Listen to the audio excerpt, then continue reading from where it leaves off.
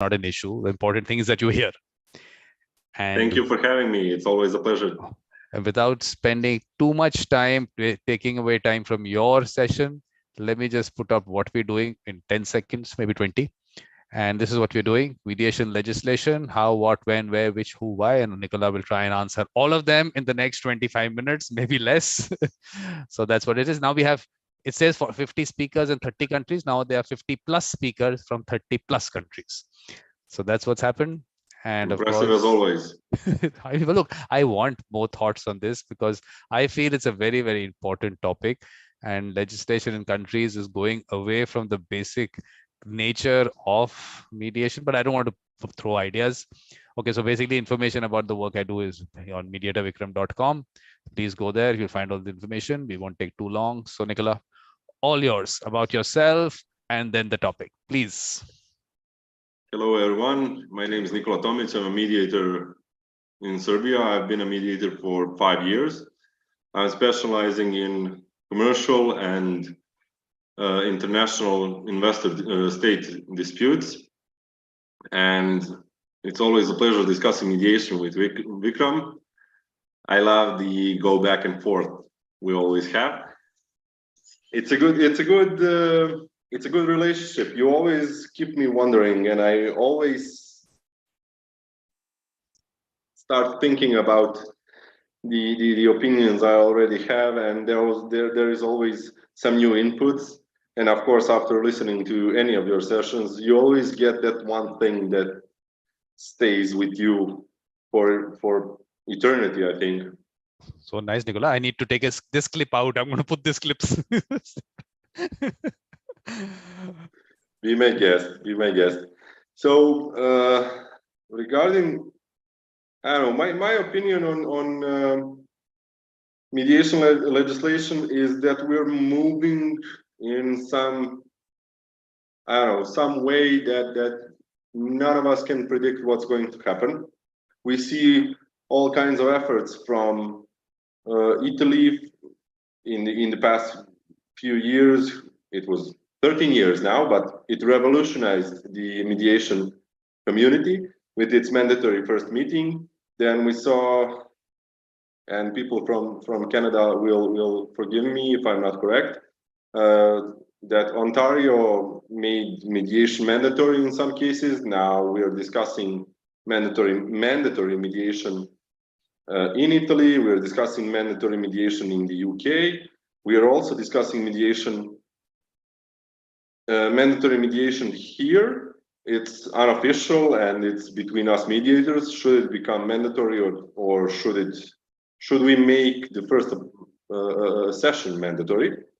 But I think that the changes that are happening right now are good for us particularly, and the benefits that it will show in the future is that we will go back to our roots and discuss problems properly, not fight, not further antagonize, and it will hopefully in some future, maybe not in our lifetimes, but maybe someone else's, become a standard way of resolving issues and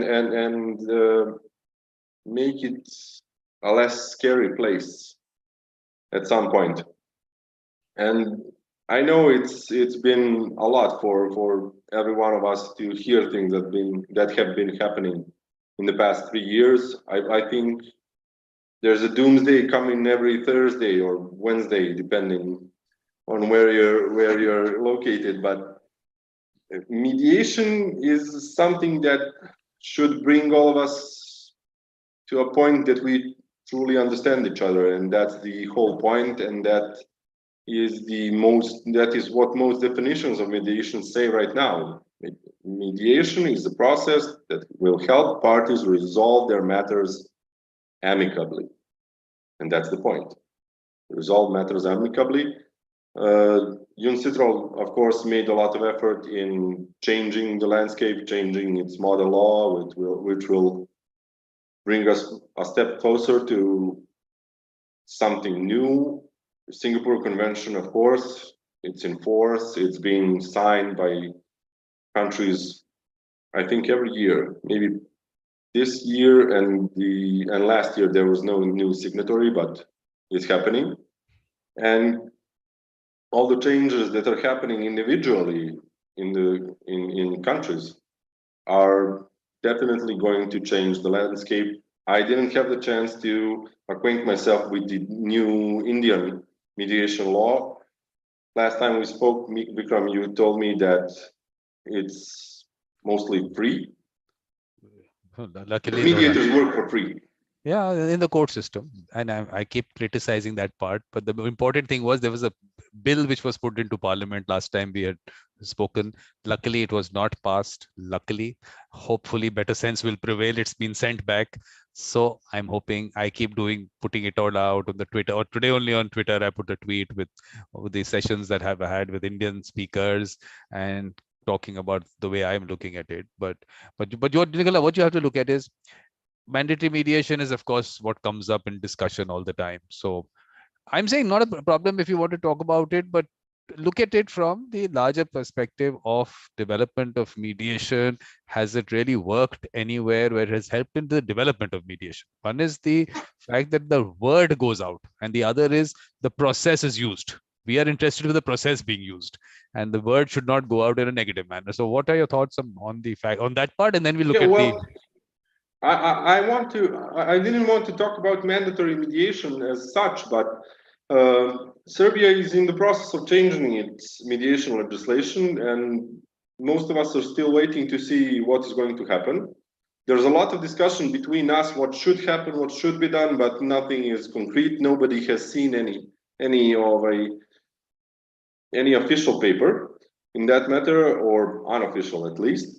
But the new thing that happened here was the changes in consumer law that happened in 2021, which made mediation mandatory for companies. The whole system is voluntary, of course. It's free for consumers and the companies. The state is covering our costs. But what happened is that those rules came in effect in July or August last year. And since then, it has been over 1,000 cases. Currently, there are 36 of us who are approved to work as ADR bodies in consumer protection. And a lot of people were reluctant in the beginning. A lot of people didn't want to do it. There were a lot of technical questions about signing, about where it's going to happen, how it's happening, who does what. And there was a lot of course, individual styles from mediators, opinions. But what happened is that only us who went to law school are allowed to be mediators, and we needed to have actual experience in practicing law before we were approved. And right now, in my opinion, everybody is starting to get accustomed, and we are having discussions, we are brainstorming about solutions, we are reaching agreements more and more. And it's a step in a direction that makes everybody feel comfortable. The process is started by the consumer, and if when it's started by the consumer, the company has 15 days to make their own statement, and then the mediation is officially started. We enter into the negotiation stage, and there is a lot of reluctance still. There is a lot of issues that we are discussing even between ourselves, like ADR bodies, and we're always exchanging experiences. But it's in overall, even the Ministry of Trade, who is in charge of consumer protection here, is happy with the results, because we are all aware that it takes time to get people accustomed. It takes time to get people to talk. It takes time to get people to talk about solutions and not positions. And I believe it's a step in the right direction, and there's a lot of positive feedback from consumers and from companies that things are making, mediation is making things easier. You have a disgruntled customer, there's a customer there, there's somebody from the company there, and they resolve issues. In the end, you get a happy customer who will come back, will not give you a negative feedback. And of course, there are some things you cannot resolve. There are things that are impossible. But when we sit down and talk, really talk, and understand why it's impossible, then it's okay. But It doesn't matter. Yeah. So, yeah, please. yes. So I was thinking, Nikola, what we have to really look at. One is, are we really looking at a uniform law which looks at the larger concept of a global pool of mediators, because mediation being something which is different from the way the maybe lawyers understand dispute resolution. For them, it's maybe that part they won't understand, but the people who understand, I would think that trust in that mediator is of prime importance. That's Yes. for me. And place where it is done is not of importance at all, because you can be sitting in a airport lobby lounge and doing it there. It doesn't matter, you're doing it online with anyone in the world. So that restriction, I feel, should not be there. So looking at it from that perspective, how would you want that law to look? Well, I do believe that we need a uniform law. We need maybe not a uniform law per se, because every culture is different, every country is different. So we need to have some maneuvering room there. But I think that we need uniform rules for mediators, because currently there are mediations happening in every country. I believe in every country, and completely different standards, completely different practices, and that's without cultural differences. That's all okay, but this is the discussion about the criteria a mediator should fulfill in order to become a full-fledged mediator. In the end, I'm a mediator by law here, but I'm not a mediator in some other countries. They have different law requirements for someone to be a mediator.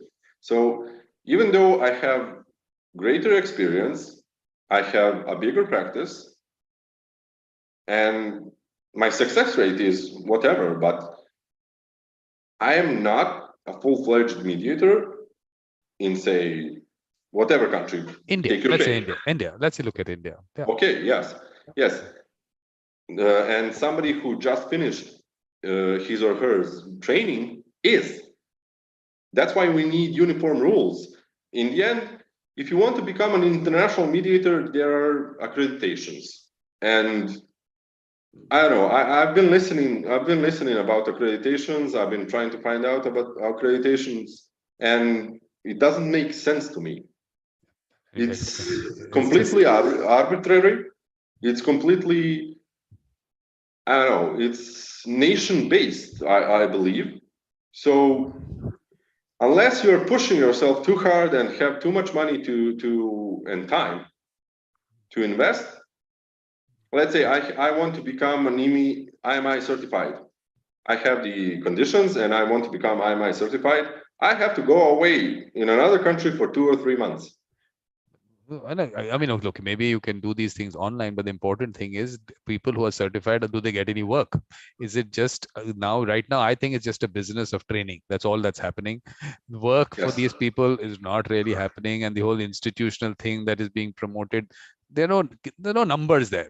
The way I look at the churning out of mediators, but Nikola, the important thing, let me tell you, how I am looking at why I put out the Indian law today, the mediation law that we have, which hasn't got destroyed because of the bill, is that Nikola can be a mediator in India. That's the best part. If two Serbians, let's forget any other nationalities, two Serbians living in India have an issue between themselves, and they trust, both of them know you, they trust you, and they want you to mediate that, and that particular settlement agreement they want to use in India. So it's not an international matter, it's an Indian matter, dispute wherein any whatever the subject matter is in India. If they want to use you, who are we to stop them from doing that? So that's the restriction. I feel that's where the concept of mediation people move away from. It is them, people in dispute, it is their dispute. Please, this colonized the concept that we want to restrict whom you can go to. First of all, I think that's why the process is not understood, because without trust, process doesn't move forward. Are they going to be able to talk to you the way you want them to talk to you? Will they be able to disclose things if they don't trust you?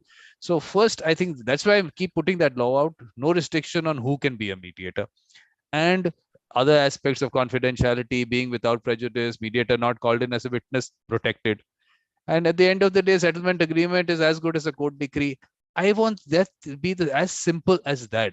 And that particular settlement agreement you sign anywhere you want should be enforceable in every country. That's the stage we have to reach, which is where the Singapore Convention comes in. That you don't have to be a signatory country where the mediation takes place. The mediation can take place anywhere in the world. It's enforceable in a country that has ratified it. I'm saying same thing should work for domestic legislation also. That's my thought. I mean, I don't know what your thought would be. I agree completely. That's why I'm saying there should be uniform rules about how can someone become a mediator. Then it won't matter if two Serbians have a dispute in India. If we are all subject to the same criteria for somebody to become a mediator, it won't matter. You want a criteria. Who is the mediator? They will only look for a person they trust. I'm saying that's what I'm saying. We don't need a criteria. That's what I'm saying, because the point is everyone says we'll make you a mediator in this factory, 40-hour factory or whatever. I'm saying the only people who can make mediators are the people in dispute. They can make anyone a mediator. I am trying to explain that to people, and I want that message to go to legislators also. There is no one else who can make a mediator. There was no one else who has the criteria to make a mediator. How they gauge someone, how they trust someone, it's theirs. Putting out, what we need to do is put out faces of mediators. That's where what's missing.